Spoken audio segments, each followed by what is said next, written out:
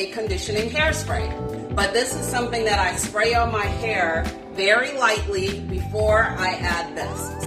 You want to make sure that if you're using a butter-based hair product, you spritz your hair with some type of water and then apply it, because we're giving our hair moisture with this, and then we're locking in that moisture and giving it nutrients and all kinds of goodies with the butter stuff, okay? You want to use bottled water. So you can just use the water. I used to do 100% water. And then I started adding the coconut water for increased moisture, increased nutrients to my hair. I'm going to add coconut oil to this. Give me 1 second.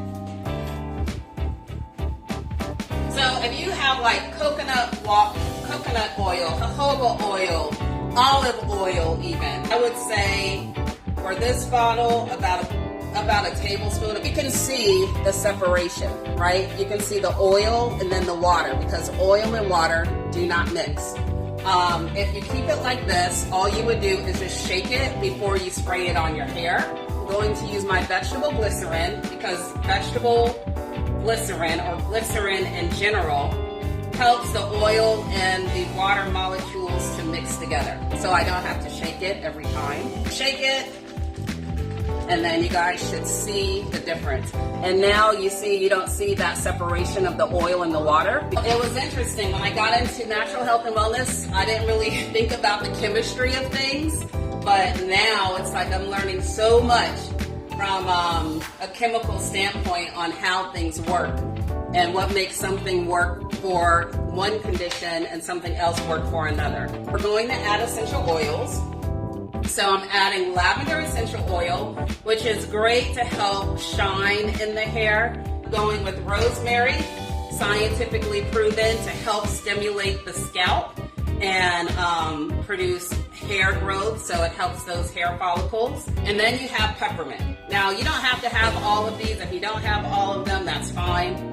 But peppermint, again, anything that kind of gives a good healthy tingle to the scalp, the health of our scalp, that produces hair growth.